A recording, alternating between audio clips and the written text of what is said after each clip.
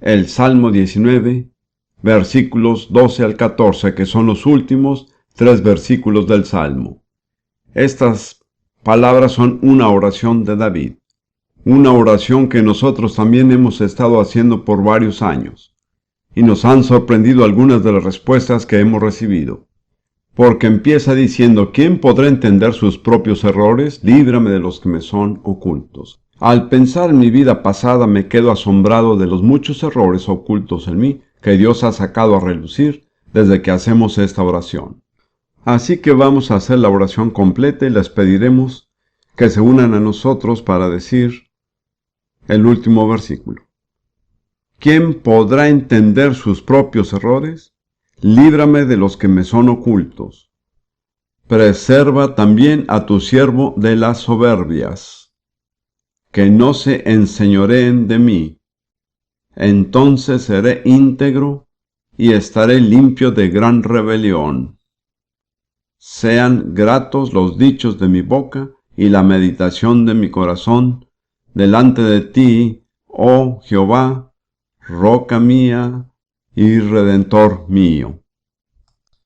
Ahora queremos que se unan a nosotros mientras decimos el último versículo. Esta es una oración. Si no va a hacer la oración de corazón, no ore, porque Dios va a tomar en serio lo que dice. Diremos las palabras frase por frase y luego ustedes las repetirán. ¿De acuerdo? Sean gratos los dichos de mi boca y la meditación de mi corazón delante de ti, oh Jehová, roca mía y redentor mío. Ahora díganlo ustedes una vez más, esta vez juntos con nosotros, ¿bien?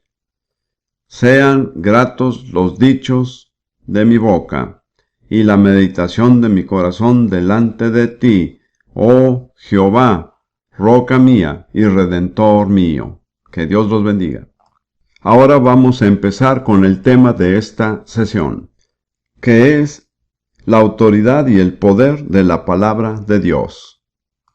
En la última sesión señalé que el título, la palabra de Dios, se usa de dos maneras diferentes. Se usa para señalar la Biblia y también para señalar a Jesucristo. Ambos llevan el nombre, la palabra de Dios. Esto saca a relucir el hecho de que hay un perfecto acuerdo entre Jesús y la Biblia. La Biblia es la palabra de Dios escrita, Jesús es la palabra de Dios en persona. Si verdaderamente queremos relacionarnos con Jesús, tenemos que relacionarnos con la Biblia. Es imposible relacionarse debidamente con Jesús y al mismo tiempo relacionarse indebidamente con la Biblia. Así que hoy quiero hablar de este tema que obviamente es de suma importancia: la autoridad y el poder de la palabra de Dios. Hablemos primero de la autoridad. Si meditamos en esto, veremos que la palabra autoridad viene de la palabra autor. En otras palabras, la autoridad de cualquier obra es la autoridad del autor. Es el autor quien da la autoridad a cualquier obra que él crea. Así que tenemos que preguntarnos quién es el autor de la Biblia. ¿Quién es el autor de las Escrituras? La Biblia contesta esta pregunta claramente en 2 de Timoteo, capítulo 3, versículo 16. Toda la Escritura es inspirada por Dios y útil para enseñar, para redarguir, para corregir, para instruir en justicia, a fin de que el hombre de Dios sea perfecto, enteramente preparado para toda buena obra. Así que si quieres ser perfecto y enteramente preparado para toda buena obra, la fuente de todo es la Escritura. Pablo dice que toda la Escritura es inspirada por Dios. En griego significa impartida por el aliento de Dios. La misma palabra se usa para señalar aliento y espíritu. Así que significa que toda la Escritura es impartida por el Espíritu de Dios. En otras palabras, la autoridad detrás de toda la Escritura es la autoridad del Espíritu Santo. Él es el verdadero autor. Usó muchos canales e instrumentos diferentes, pero detrás de todos está la autoridad del Espíritu Santo, que es Dios mismo. De modo que cuando leemos la Escritura, nos encontramos frente a la autoridad de Dios mismo. Ahora bien, dice que toda la Biblia es inspirada, no solo una parte. Algunas personas quisieran separar los pasajes que consideran ser inspirados de los que no consideran tener verdadera autoridad. Pero eso no va de acuerdo con la Escritura, porque el Espíritu Santo mismo dice que toda la Escritura es inspirada por Dios y toda Escritura es útil. En otras palabras, no hay ningún libro que se pueda descartar por no ser importante. Libros como Esdras y Nehemías son muy importantes. Cantar de los Cantares es muy importante. El profeta Nahum es muy importante. No se fije solamente en ciertos pasajes conocidos pensando que estos son los únicos que importan, porque no es así. Si quiere estar preparado, tiene que usar toda la Escritura para prepararse. Le tomará muchos años, pero es algo progresivo. Usted podrá ir de gloria en gloria a medida que estudia, medita y aplica la palabra de Dios. Y recuerde que Jesús dijo que el edificar sobre el fundamento consiste en oír y poner por obra la palabra de Dios. No solo oír, sino oír y hacer.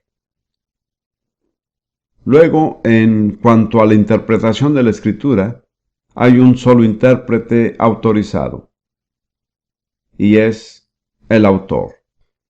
Por ejemplo, encontrará por ahí varios libros que llevan mi nombre. Yo soy el autor. Si no entiende algo que he escrito, lo mejor es que me consulte a mí, porque yo sé lo que quise decir. Tal vez no lo haya expresado claramente, pero lo cierto es que sé lo que quise decir. Y si usted quiere saber lo que significa un pasaje bíblico, consulte al autor. Él es el único que está autorizado para interpretar la Escritura. Pedro dice en 2 de Pedro 1, versículos 20 y 21. Entiendo primero esto, que ninguna profecía de la Escritura es de interpretación privada. Nadie puede decir, sé que esto es lo que significa. El único que está autorizado para interpretar es el Espíritu Santo. Y luego sigue diciendo, porque nunca la profecía fue traída por voluntad humana, sino que los santos hombres de Dios hablaron siendo inspirados o movidos por el Espíritu Santo. De nuevo, Pedro señala lo que ha señalado Pablo, que la autoridad detrás de la Escritura, la fuente de su inspiración, es el Espíritu Santo. Ahora, alguien pudiera decir, y tendría razón al decirlo, que en muchos casos los hombres que escribieron la Biblia eran muy débiles y falibles. La Biblia hasta hace mención de muchos de sus pecados. Me parece que el hecho de que la Biblia haga mención de los pecados de quienes la escribieron es una prueba de su exactitud. Hoy día muchas personas quisieran callar sus pecados y no exponerlos, y tratar de dar la impresión de que son infalibles. Ningún autor de la Biblia hace eso. Aún en el caso de David, quien fue el autor de la mayoría de los salmos, sus pecados graves están escritos y cualquiera los puede leer. Entonces, ¿cómo puede ser infalible la Biblia si las personas que la escribieron eran falibles? Hay una hermosa respuesta a esta pregunta. En el Salmo 12, versículo 6, es un versículo muy sencillo. Las palabras de Jehová son palabras limpias, como plata refinada en horno de tierra, purificada 7 veces. Este es un pequeño cuadro de cómo se solía purificar el metal. Se construía un horno de barro, se encendía dentro de él un fuego y se colocaba ahí el metal para ser purificado. Hay 3 elementos en este cuadro. Está el horno de barro, que representa el instrumento humano. No es sino barro. Está el fuego, que es el Espíritu Santo, que purifica la plata, que es el mensaje. Esto nos muestra cómo hombres y mujeres falibles pueden ser los instrumentos que Dios usa para dar una palabra inspirada y que tiene toda autoridad. Permítame repetir esto. El barro es el vaso humano. El fuego es el Espíritu Santo. La plata, purificada 7 veces y completamente pura, es el mensaje de Dios. El número 7 en la Biblia se relaciona con 2 cosas: el Espíritu Santo y la perfección. La perfección viene a través del Espíritu Santo. De modo que la Biblia, aunque surgió a través de vasos de barro, es decir, hombres y mujeres débiles, falibles y pecadores, ha sido purificado 7 veces por el fuego del Espíritu Santo. Es totalmente confiable. Ahora necesitamos examinar la actitud de Jesús mismo hacia la Biblia, ya que para nosotros que somos sus discípulos, Él es nuestro modelo. ¿Cómo se relacionaba Él con la Biblia? Leímos una escritura en la sesión pasada, pero la vamos a volver a leer en Juan capítulo 10, versículo 35. No necesitamos buscar ninguna otra escritura, solo esta. Juan 10, 35. Jesús les respondió. Se trata de una discusión entre Jesús y los líderes religiosos. Si Dios Padre llamó dioses a aquellos a quienes vino la palabra de Dios, y la escritura no puede ser quebrantada. Ya señalé anteriormente, pero voy a decirlo otra vez, aquí Jesús le da a la Biblia los 2 calificativos que sus seguidores han usado más desde aquel momento: la palabra de Dios y la escritura. Cuando dice que la Biblia es la palabra de Dios, quiere decir que provino de Dios. No provino del hombre, sino del cielo, de Dios. Y cuando se refiere a la escritura, quiere decir aquello que ha sido escrito. Dios dijo muchas cosas que no fueron escritas, pero las que sí fueron escritas en la Biblia han sido escritas para nuestro beneficio. Aquí están incluidas todas las cosas que necesitamos saber para ser salvos. Así que la actitud de Jesús se resume en nuestra frase que vimos anteriormente. Sería bueno repetirla. La escritura no puede ser quebrantada. Nada puede expresar la autoridad de la escritura más completamente que esa frase sencilla: no puede ser quebrantada. Quisiera invitarlos a volver a hacer este día lo que hicimos esta mañana. Repetir conmigo estas palabras: la escritura no puede ser quebrantada. Dígalo una vez más: la escritura no puede ser quebrantada. Ahora recuerden que serán responsables ante Dios por lo que han dicho. Él contará en que ustedes van a aceptar la autoridad de la escritura en cada parte de su vida. Ahora miremos cómo Jesús mismo usó la escritura. Aquí también Él es nuestro ejemplo. Busquemos Mateo 4 y miremos algo que sucedió cuando Jesús estaba en el desierto siendo tentado por Satanás. Mateo 4, pero necesitamos empezar al final del capítulo 3. El final del capítulo 3 habla de cómo Jesús fue bautizado por Juan el Bautista en el Jordán. Subió luego del agua y aquí los cielos le fueron abiertos y vio al Espíritu de Dios que descendía como paloma y venía sobre él. Noten esto, es importante: el Espíritu Santo se quedó sobre él. El Espíritu Santo ha descendido sobre nosotros en diferentes ocasiones, pero no siempre se ha quedado sobre nosotros, porque hemos dicho y hecho cosas que él no podía probar. Jesús nunca dijo ni hizo nada que contristara al Espíritu Santo o que ahuyentara a aquella paloma. Y luego vino una voz del cielo, la voz de Dios Padre: Este es mi Hijo amado, en quien tengo complacencia. Ahora tal vez pudiéramos pensar que después de todo eso le sería muy fácil a Jesús. Contaba con el apoyo tanto del Padre como del Espíritu, así como del profeta Juan el Bautista. Pero no fue así. Inmediatamente fue llevado al desierto, donde ayunó por 40 días y fue tentado por Satanás. Así que, por favor, no piense que la bendición de Dios siempre le hará fácil la vida. La verdad es que de cierta manera tal vez le haga la vida más difícil, porque Satanás se opone mucho más a los que Dios ha ungido.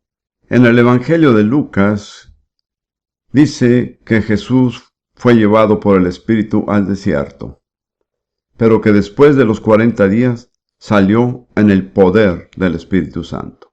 Son dos cosas diferentes. Es una cosa ser guiado por el Espíritu y otra cosa moverse y obrar en el poder del Espíritu. Jesús no se movió hasta después de tener este conflicto con Satanás y vencer. Y de una forma u otra así será para cada uno de nosotros. Para poder movernos en el poder del Espíritu Santo, tendremos que vencer la tentación y la oposición. Ahora, cuando Satanás vino a tentarlo en Mateo 4, vemos que lo primero que lo tentó fue que dudara. Y esa es casi siempre la primera táctica de Satanás. Al principio no niega la palabra de Dios, sino que la pone en duda. Hace que uno dude de ella. Eso ha funcionado tantas veces en la historia de la iglesia que él nunca ha tenido que encontrar otra táctica. Pero parece que esta siempre funciona, pero no permita que funcione en su vida. Entonces, fíjese en lo primero que Satanás le dijo a Jesús en Mateo 4, versículo 3. Y vino a él el tentador y le dijo, si eres hijo de Dios, di que estas piedras se conviertan en pan. Pues Dios acababa de hablar desde el cielo y decir, este es mi hijo amado. Pero Satanás lo estaba desafiando a dudar de lo que había oído de Dios. Al decirle, si eres hijo de Dios, haz algo para comprobarlo. Convierte estas piedras en pan. Él respondió y dijo, escrito está, no solo de pan vivirá el hombre. De paso es interesante que las tres respuestas que le dio Jesús a Satanás provienen de un solo libro, el libro de Deuteronomio. También es interesante que ni Jesús ni el diablo pusieron en duda la autoridad del libro de Deuteronomio. Así que no pierda su tiempo haciéndolo. Así fue que Jesús venció la tentación. Es sumamente importante. Venció la tentación haciéndolo frente con la palabra de Dios escrita. Está escrito. No piense que es lo suficiente listo para discutir con el diablo. Él es mucho más astuto que usted. Él lleva muchísimo tiempo en este negocio. No trate de convencerlo mediante sus razonamientos. Enfréntese a él usando las escrituras. Cada vez que Jesús fue tentado, dijo, está escrito, está escrito, está escrito. Y cada vez que Jesús decía eso, Satanás cambiaba de tema. Sabía que no podía refutar las escrituras. Así que no caiga en la tentación de tratar de vencer a Satanás mediante su teología o filosofías. Solo contéstele usando la palabra de Dios escrita. Note que Jesús no cometió el error que cometió Eva. Si volvemos al principio de la historia humana, en Génesis capítulo 3, los primeros versículos dicen, pero la serpiente, que era Satanás en forma de animal, era astuta más que todos los animales del campo que Jehová Dios había hecho, la cual dijo a la mujer, ¿con que Dios os ha dicho no comáis de todo árbol del huerto? ¿Qué fue lo primero que la tentó a hacer? A dudar, así es. Y cuando uno duda, después viene la incredulidad, y luego la desobediencia, así que no entretenga las dudas. Pues Eva cometió el error de pensar que podía hacerle frente al diablo poniéndose a la altura de él. Así que le contestó, pues podemos comer de cualquier árbol. Ella no quería reconocer que hubiera ciertas restricciones, con la excepción del árbol que está en medio del huerto, que era el árbol de la vida, y de este dijo, Dios ha dicho, no comeréis de él ni lo tocaréis para que no muráis. Entonces la serpiente dijo a la mujer, no moriréis. Así es como él obra. Empieza por poner en duda la palabra, pero termina negando su veracidad. Si estudiamos la historia de la iglesia en los últimos 100 años o más, veremos que donde quiera que Satanás ha llevado a los teólogos, predicadores o quien sea a dudar de la escritura, siempre los ha llevado al punto de negar su veracidad. No empiece a caminar por ese camino resbaladizo que conduce hacia abajo. La escritura tiene toda autoridad, es la palabra de Dios, recíbala, vívala, úsela contra el diablo. Él no puede refutar la palabra escrita de Dios. En Efesios 6:17, Pablo dice, y tomar la espada del Espíritu, que es la palabra de Dios. Como probablemente saben, hay dos palabras en griego que significan palabra. Una es logos y la otra rema. El logos es el consejo total y eterno de Dios. El rema es una palabra de Dios hablada. Y esa es la palabra que se usa en Efesios 6:17, tomando la espada del Espíritu, que es el rema, la palabra de Dios hablada. Y cuando tenga que enfrentarse al diablo, debe hacerlo con la palabra de Dios en su boca. La Biblia no nos protegerá si la tenemos en un estante, tampoco teniéndola en la mesita de noche. Solo obra cuando la confesamos. Es necesario confesar nosotros mismos lo que dice. Así se convierte en una espada cortante de punta afilada ante la cual el diablo huye. Él no puede refutarla. Miremos también lo que dice Jesús acerca de la autoridad de la palabra de Dios escrita. ¿Recuerdan lo que dije? La palabra escritura significa la palabra de Dios escrita. Y Jesús dijo en Mateo 5, versículos 17 y 18. No penséis que he venido para abrogar la ley o los profetas. Esa era la manera en que los judíos se referían a lo que nosotros llamamos el Antiguo Testamento, es decir, la ley y los profetas. No he venido para abrogar, sino para cumplir. Porque de cierto os digo, que hasta que pasen el cielo y la tierra, ni una jota ni una tilde pasará de la ley, hasta que todo se haya cumplido. Ahora, las palabras jota y tilde, jota, en el hebreo moderno yud, es la letra más pequeña del alfabeto hebreo, y una tilde es un pequeño signo que se coloca encima o debajo de una letra para diferenciarla de otra letra parecida. Estos son los signos más pequeños en el texto escrito de la Biblia. Y Jesús dijo que ni uno de estos se perdería jamás. Esto nos muestra claramente que Jesús reconocía la autoridad absoluta de la palabra de Dios escrita. No estaba hablando de la palabra de Dios hablada en ese momento, porque las palabras jota y tilde solo se usan cuando se trata de algo escrito. Así que Jesús respaldaba completamente la autoridad total de la palabra de Dios escrita. Y luego, un poco más adelante, casi al final de su ministerio, en Mateo 22, Jesús estaba discutiendo con los saduceos, que eran los liberales de su época, los que negaban que toda la escritura tuviera autoridad. En realidad solo reconocían la autoridad del Pentateuco, los primeros 5 libros de la Biblia.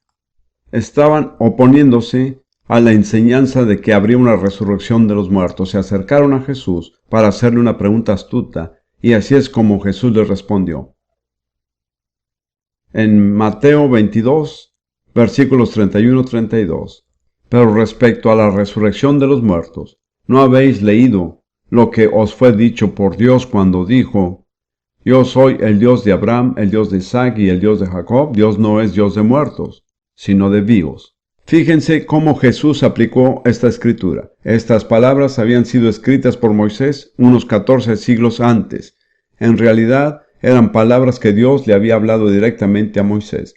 Pero Jesús no se refirió a ellas como se le dijo a Moisés 14 siglos antes. Esto es muy poderoso. Él dijo: ¿no habéis leído lo que os fue dicho por Dios? ¿Entienden? La escritura nunca está obsoleta. No es solo un relato de la inteligencia humana. Es Dios. Y aunque fue escrita hace 3000 años, todavía es Dios mismo hablándonos hoy. Esa era la autoridad de las escrituras como Jesús la concebía. También necesitamos ver cómo las escrituras se cumplieron en la vida de Jesús. Si examinamos el Nuevo Testamento, veremos que en 18 pasajes, hablando de la vida de Jesús, dice: para que se cumpliese lo dicho por el profeta. En otras palabras, Jesús no solamente creía y proclamaba la escritura, sino que también la obedecía. Su vida entera fue el cumplimiento de las escrituras. Pudiéramos tomar varios aspectos de su vida, pero hablaremos solamente de 4: su nacimiento, su vida humana, su muerte y su resurrección. Con respecto a todas estas, la Escritura dice: para que se cumpliese lo dicho por el profeta. Jesús no hubiera podido sancionar la autoridad de las Escrituras de una manera más enfática. Miremos ahora el Nuevo Testamento. ¿Cuál es la autoridad detrás del Nuevo Testamento? Se sorprenderán al saber que es la misma que respalda al Antiguo Testamento. Miremos dos pasajes en los que Jesús les habló a sus discípulos. En Juan 14, versículos 25 y 26. Jesús se está despidiendo de sus discípulos, está preparándolos para su partida. Dice: os he dicho estas cosas estando con vosotros, mas el Consolador, el Espíritu Santo, así se nombra al Espíritu Santo, el Consolador, a veces se le dice el Paracleto, el Espíritu Santo, a quien el Padre enviará en mi nombre, Él os enseñará todas las cosas y os recordará todo lo que yo os he dicho. Así que la autoridad detrás de los escritos de los apóstoles es la autoridad del Espíritu Santo. Y Jesús dijo que el Espíritu haría dos cosas. Todo lo que no les enseñé, se los enseñará Él. Y todo lo que yo dije, que tal vez hayan olvidado, Él los recordará. Entonces, el relato de los evangelios no depende de la memoria humana, sino de la verdad del Espíritu Santo. Y luego en Juan 16, versículos 12 a 14, saca a relucir lo mismo. Jesús les dice a sus discípulos: aún tengo muchas cosas que deciros, pero ahora no las podéis sobrellevar. Pero cuando venga el Espíritu de verdad. Quiero señalar que Jesús va en contra de las reglas gramaticales para hacer hincapié en el hecho de que el Espíritu Santo es una persona y no una cosa. No entraremos en detalles porque es complicado. Según la gramática griega, debió referirse a una cosa, pero no lo hizo. Dijo Él. En otras palabras, por favor entiendan, el Espíritu Santo es una persona, no una cosa. Hay que relacionarse con Él como tal.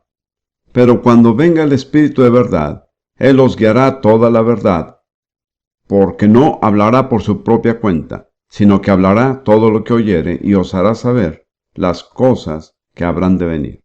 Una vez más, Jesús dice: cualquier enseñanza necesaria que todavía no hayan recibido, les llegará a través del Espíritu Santo. Luego dice: no hablará por su propia cuenta, sino que hablará todo lo que oyere y os hará saber las cosas que habrán de venir. Y luego el próximo versículo: Él me glorificará, porque tomará de lo mío y os lo hará saber. Permítanme señalar que esa es otra característica muy importante del Espíritu Santo. Siempre glorifica a Jesús. Si alguna vez se encuentran con manifestaciones espirituales que no glorifican a Jesús, sino a un hombre o a otra cosa, pueden estar seguros que no provienen del Espíritu Santo. El ministerio supremo del Espíritu Santo es revelar y glorificar a Jesús. Esta es una buena manera de probar los espíritus. La Biblia dice que debemos probar los espíritus. Podemos ver si algo viene del Espíritu Santo o no. Una prueba contundente es que si es del Espíritu, glorificará a Jesús. Si no lo hace, tal vez suene muy bien, puede parecer muy espiritual, tal vez el mensaje se pronuncie en voz alta y resonante, pero no viene del Espíritu Santo, porque el Espíritu no glorifica a nadie sino a Jesús. Y en cuanto las personas empiezan a recibir ellos mismos la gloria, el Espíritu Santo dice: lo siento, pero tengo que irme. Ustedes pueden seguir, pero yo no estaré ahí. Así es como muchísimos ministerios se han descarriado, y haciendo memoria, que me acuerde yo, y he vivido mucho más que algunos de ustedes, son incontables los ministerios que se han ido a la ruina, porque los hombres tomaron la gloria que el Espíritu Santo solo le dará a Jesús. Quiero decirles que yo mismo estoy sumamente consciente de esto. Estoy constantemente examinándome. ¿Estoy dándole la gloria a Jesús? ¿O estoy tratando de convencer a la gente de que Derek Prince es alguien importante? Derek Prince es un pecador salvo por la gracia de Dios. Ahora, hablemos de un tema sumamente importante e interesante: las características de la palabra de Dios. Esto es sumamente importante. En Hebreos 4, versículo 12, nos da un análisis de las características de la palabra de Dios. Hebreos 4:12. Porque la palabra de Dios es viva y eficaz, y más cortante que toda espada de dos filos. Fíjense otra vez que se compara a una espada. Y penetra hasta partir el alma y el espíritu, las coyunturas y los tuétanos, y discierne los pensamientos y las intenciones del corazón.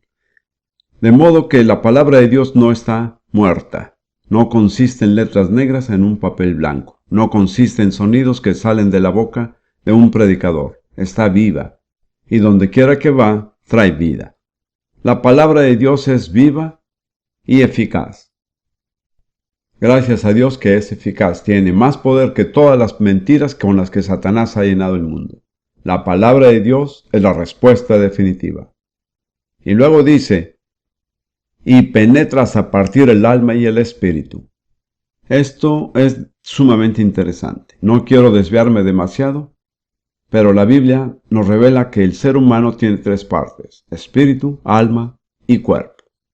Es un ser creado a la semejanza del Dios Trino, Padre, Hijo y Espíritu Santo. Pero la única manera en que podemos aprender a diferenciar entre el alma y el espíritu es por la palabra de Dios. Es el único instrumento lo suficiente afilado para penetrar y separar lo que proviene del alma de lo que es espiritual. Es muy importante porque si estudiamos el Nuevo Testamento y no tenemos tiempo de dar ejemplos, pues encontraremos que en muchos casos lo que proviene del alma se opone a lo espiritual. En 1 Corintios 2, Pablo dice que el hombre controlado por su alma no recibe las cosas del Espíritu de Dios porque éstas han de discernirse espiritualmente. Así que es importante que aprendamos a diferenciar entre lo que es espiritual y lo que proviene del alma, pero solo la palabra de Dios puede hacerlo. También puede penetrar hasta partir las coyunturas y los tuétanos. La Escritura puede penetrar donde no puede hacerlo el bisturí de ningún cirujano ni las preguntas de ningún psiquiatra. Es lo único que nos lleva a lo más profundo de la personalidad humana. Y luego dice, y discierne los pensamientos y las intenciones del corazón. Discernir quiere decir analizar, examinar algo de manera profunda. Hace años, siendo yo nuevo creyente, alguien dijo, y siempre lo he recordado, recuerda que mientras escudriñas la Biblia también te está escudriñando. Es algo recíproco. Esto me hizo una fuerte impresión porque empecé a leer la Biblia simplemente como filósofo profesional y la traté como una obra de Dios. Lo encontraba muy pesado y solo me impulsaba a seguir la determinación de no dejarme vencer por ningún libro. Seguí leyendo, y la opinión que tenía de mí mismo cambió completamente. Hasta ese momento pensaba que en realidad tenía la respuesta de todo. La filosofía podía solucionar todo. Pero a medida que seguía leyendo la Biblia, mi confianza en mí mismo fue desapareciendo. No entendía lo que me estaba pasando, pensaba que estaba envejeciendo, aunque no tenía ni 25 años. No me daba cuenta de que mientras yo escudriñaba la Biblia, ella me estaba escudriñando. Y al final me sentí como Belsasar en su banquete cuando apareció la escritura en la pared que le decía que había sido pesado en balanza y hallado falto. Mi engreimiento, mi soberbia, arrogancia y orgullo intelectual, todos empezaron a decaer ante las escrituras y en ese momento no lo creía. La Biblia estaba haciendo su obra. Así que no olvide que cuando escudriña la Biblia también lo está escudriñando a usted. Busquemos un momento Primera de Tesalonicenses para ver otro beneficio que nos proporciona la Biblia.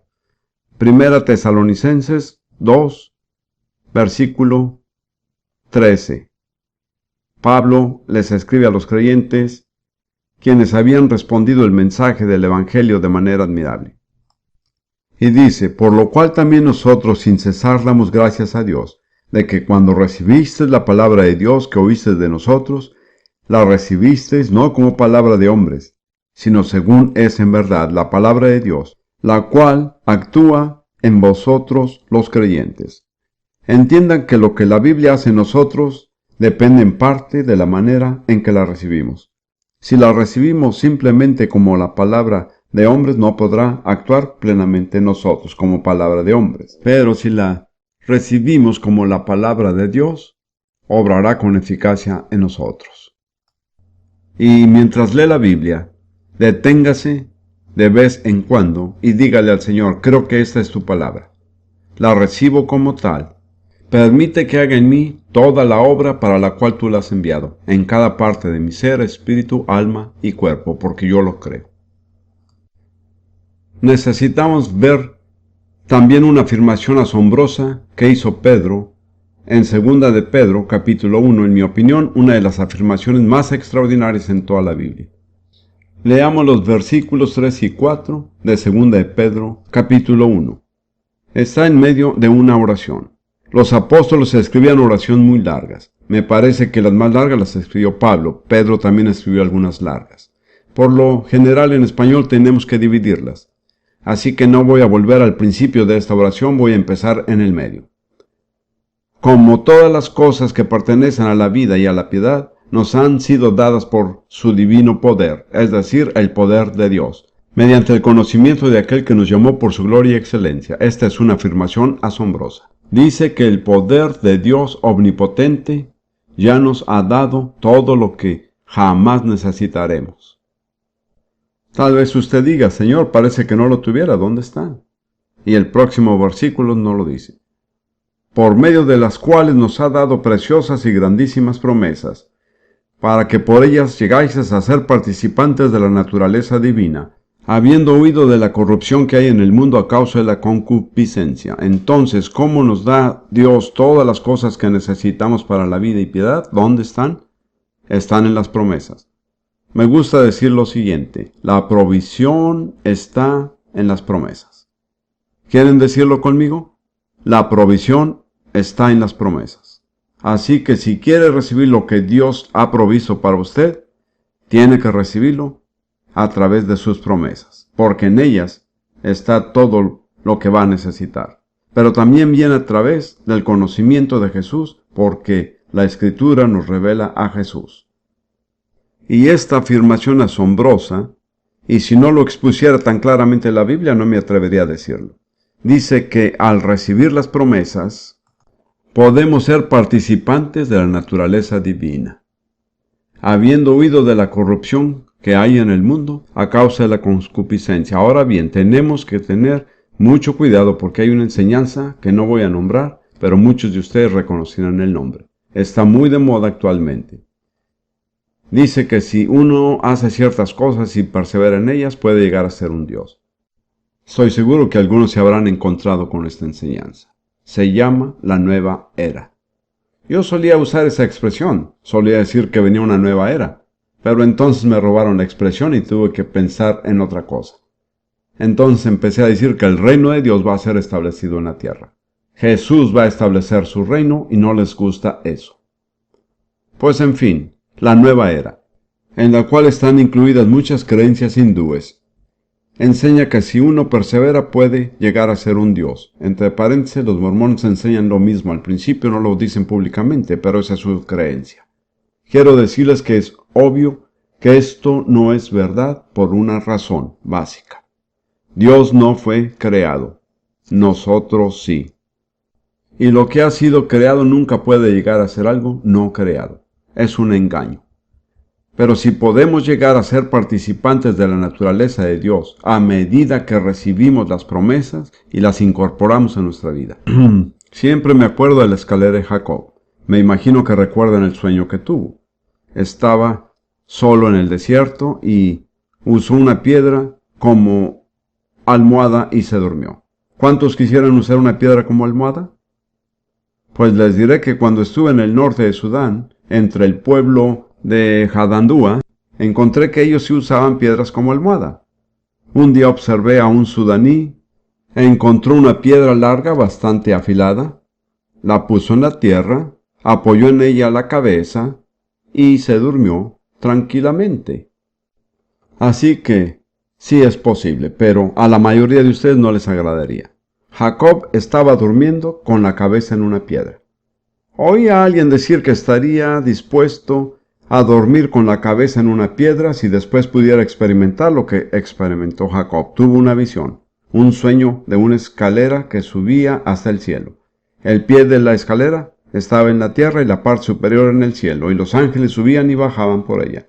Jesús mismo estaba en lo alto de la escalera y le habló. Me parece que en cierto sentido la Biblia es como la escalera de Jacob. Cada promesa es un escalón, y cada vez que nos apropiamos de una promesa, subimos un escalón, y finalmente nos llevará al cielo. Así que nunca deje de leer su Biblia. Es la clave del bienestar y del éxito en su vida.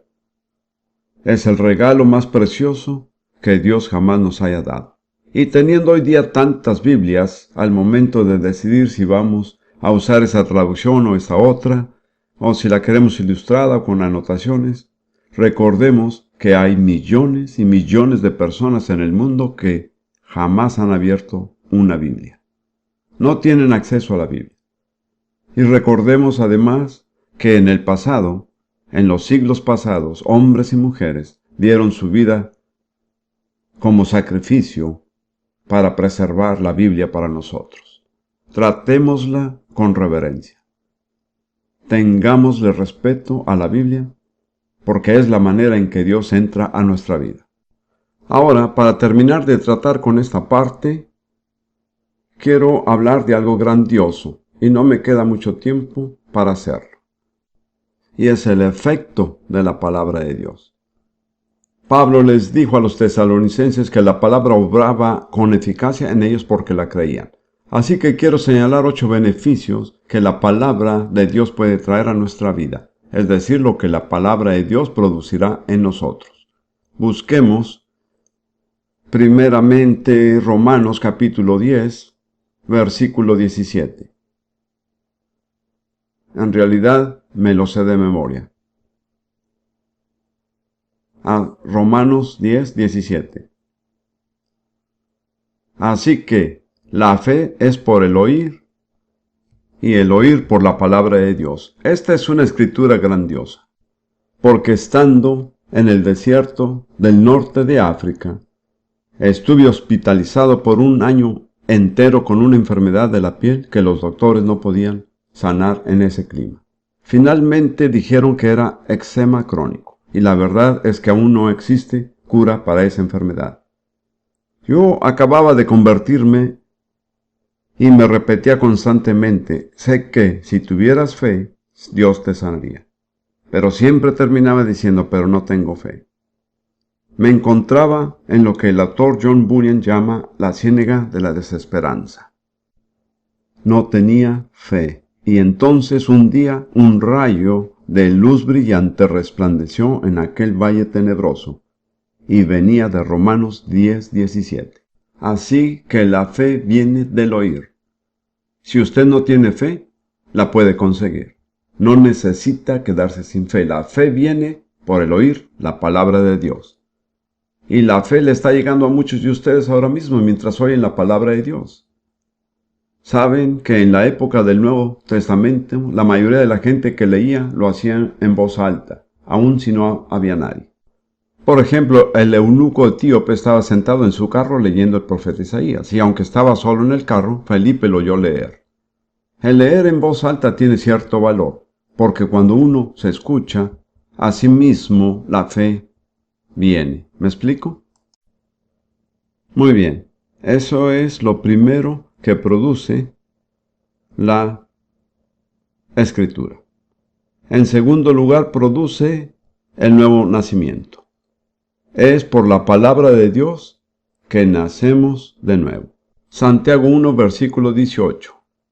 Hablando de Dios, dice, Él, de su voluntad, nos hizo nacer por la palabra de verdad, es decir, la Biblia, para que seamos primicias de sus criaturas, de su voluntad. ¿Saben por qué lo hizo Dios? Porque decidió hacerlo. No se nos da más explicación. Cuando volvemos al principio, todo empieza con la decisión de Dios. Dios decidió crear un pueblo para sí. Y decidió que lo haría nacer por la palabra de Dios, por la Escritura.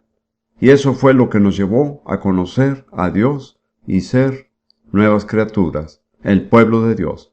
Fue por la palabra de Dios. Luego en Primera de Pedro, sigue hablando del mismo tema. Primera de Pedro, capítulo 1, versículos 22 y 23. Primera de Pedro 1, 22 y 23.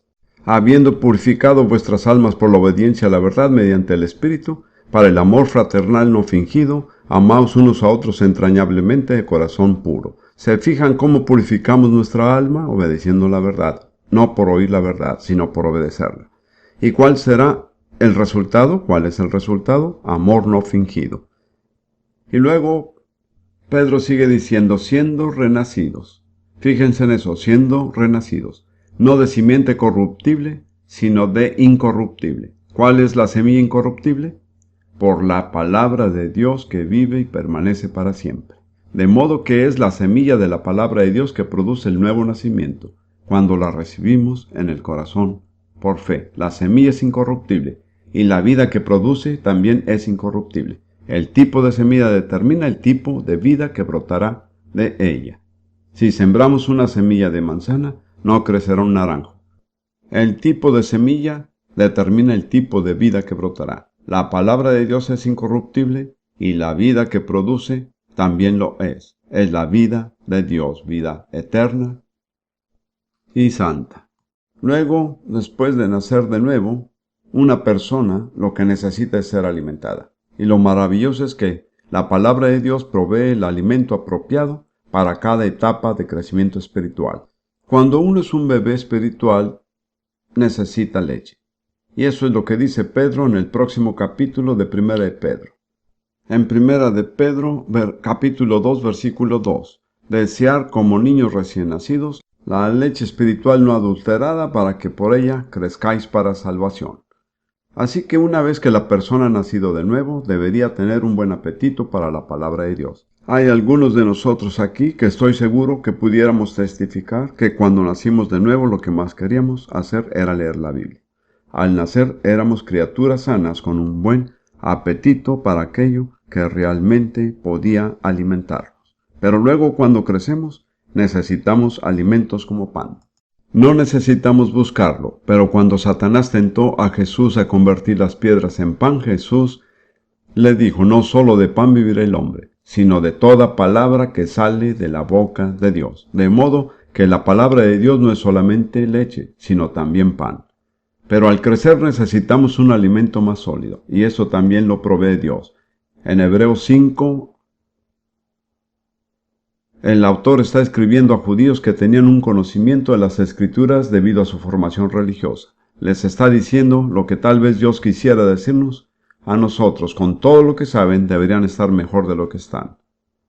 Tienen el conocimiento de las Escrituras, pero no lo están usando. Permítanme leer estas palabras en Hebreos capítulo 5, versículo 12. Porque debiendo ser ya maestros después de tanto tiempo, tenéis necesidad de que se os vuelva a enseñar cuáles son los primeros rudimentos de las palabras de Dios. Y habéis llegado a ser tales que tenéis necesidad de leche y no de alimento sólido. ¿Cuál era la evidencia? No podían digerir sino las verdades más sencillas y básicas.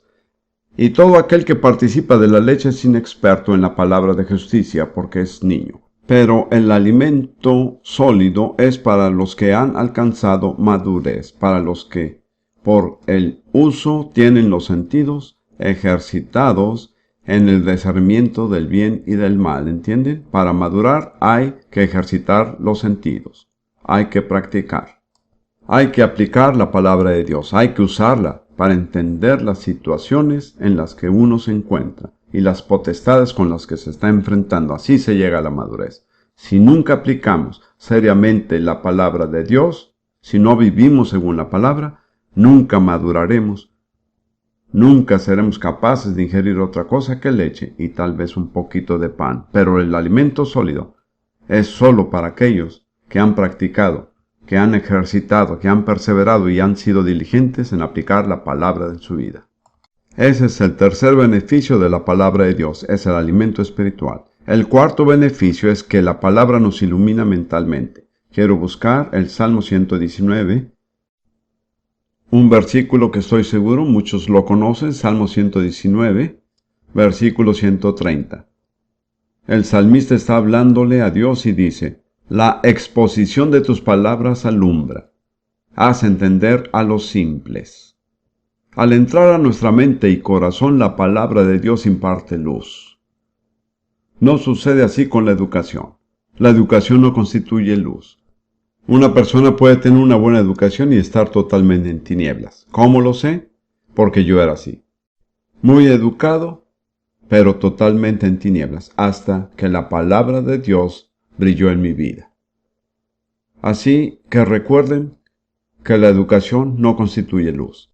Hace años en el este de África enseñaba a estudiantes que ambicionaban una buena educación.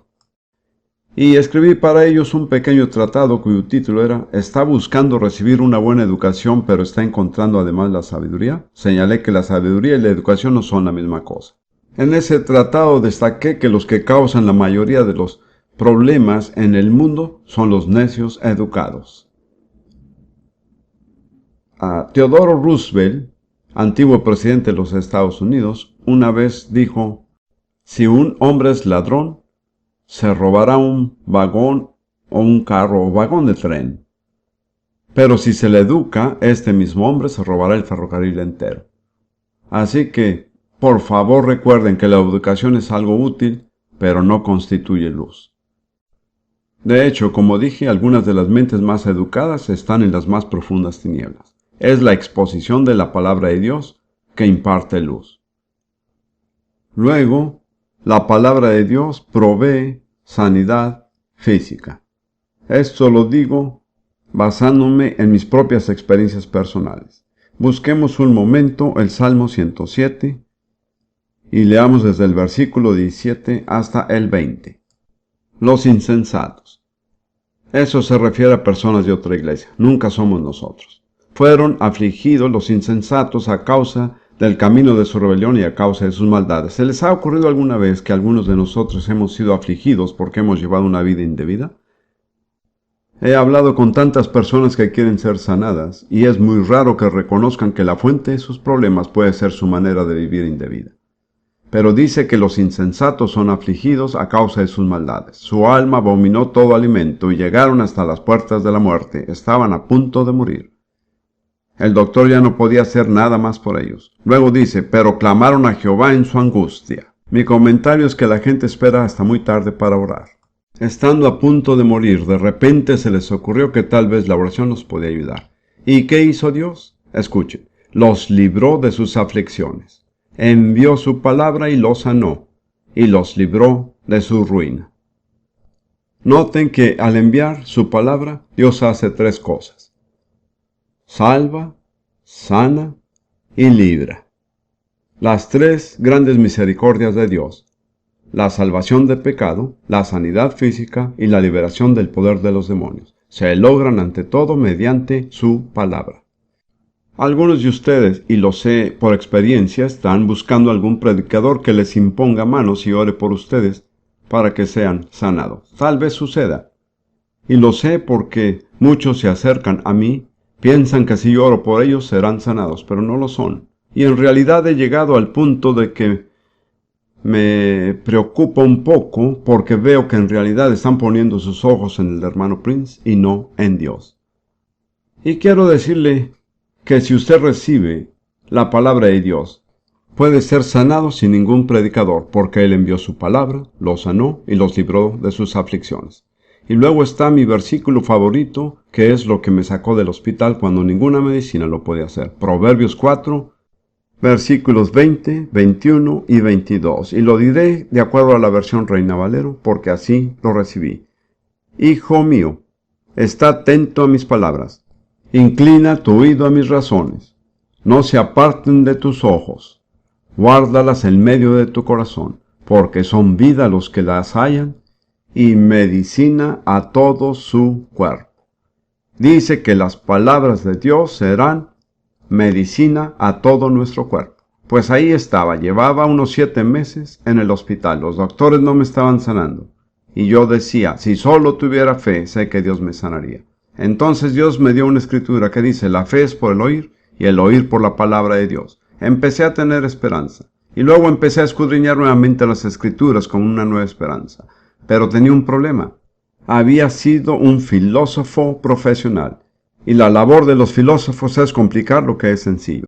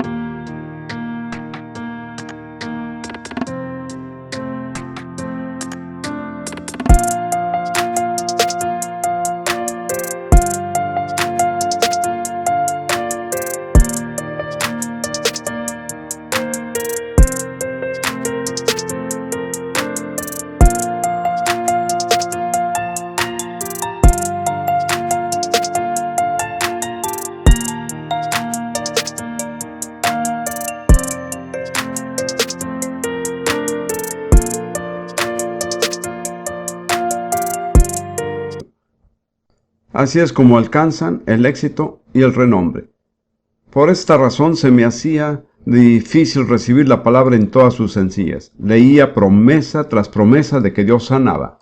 Pero yo me decía, eso solo quiere decir que Él sana mi alma. Él no está interesado en mi cuerpo. Es algo corrupto que va a morir de todas maneras. Bendice, alma mía, a Jehová. Él perdona todas mis iniquidades y sana todas mis dolencias. Yo decía que eso solo se refería a las dolencias de mi alma. Pero cuando llegué a Proverbios 4, 20, 22, no pude refutar lo que decía. Dios dice que sus palabras son vida a los que las hallan y medicina a todo su cuerpo. Yo dije, pues ni siquiera un filósofo puede hacer que el cuerpo signifique otra cosa que cuerpo. Medicina a todo mi cuerpo físico. Después busqué y encontré que ayuda significa medicina. Y daba la casualidad de que yo era un ayudante médico y me pregunté cómo es que la gente toma su medicina. La respuesta es 3 veces al día después de las comidas. Decidí hacer eso mismo, no puedo entrar en detalles, pero por 3 o 4 meses tomé la palabra de Dios como medicina 3 veces al día después de las comidas y me sanó de manera completa y permanente en uno de los climas más insalubres del mundo, en el Sudán. Así que quiero decirles, hermanos, que sí funciona. Hablemos rápidamente de otros 3 beneficios de la palabra de Dios. El próximo es victoria sobre el pecado y Satanás. Salmo 119, versículos 9 y 11. ¿Con qué limpiará el joven su camino? Con guardar tu palabra.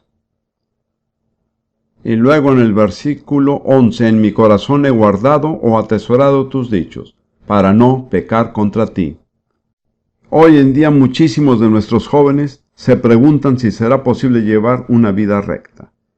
La mayoría de sus educadores les dicen que no lo es. Les recomiendan lo que llaman el sexo sin riesgo, lo cual nunca es sin riesgo. Pero la Biblia dice que el joven que camina de acuerdo con la palabra de Dios puede llevar una vida recta. Le doy gracias a Dios que cuando trabajaba con jóvenes africanos vi cumplirse estas palabras vez tras vez.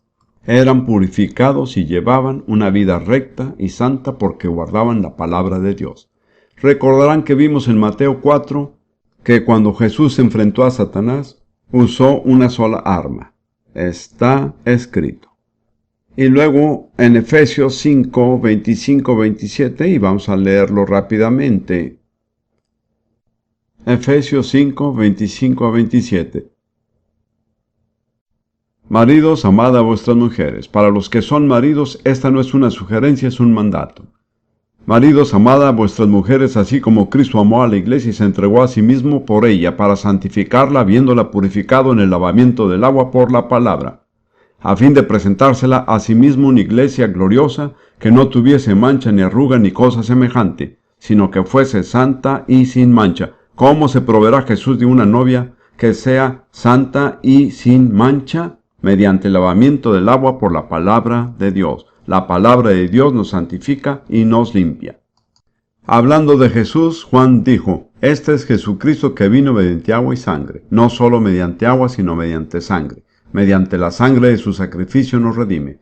pero mediante el agua de su palabra nos limpia y nos santifica. Necesitamos ambas cosas. Somos redimidos por la sangre para ser limpiados por la palabra.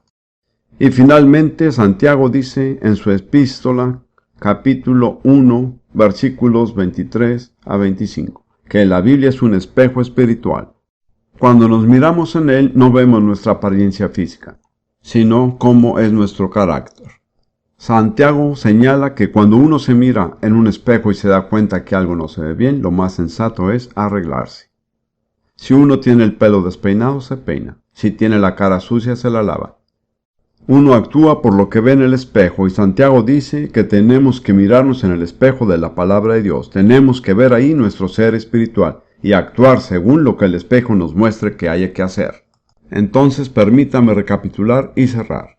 8 beneficios de la palabra de Dios. Produce fe, es la semilla del nuevo nacimiento, es el alimento espiritual, nos ilumina mentalmente, nos provee sanidad física, nos da victoria sobre el pecado y Satanás, nos limpia y santifica, y es un espejo espiritual.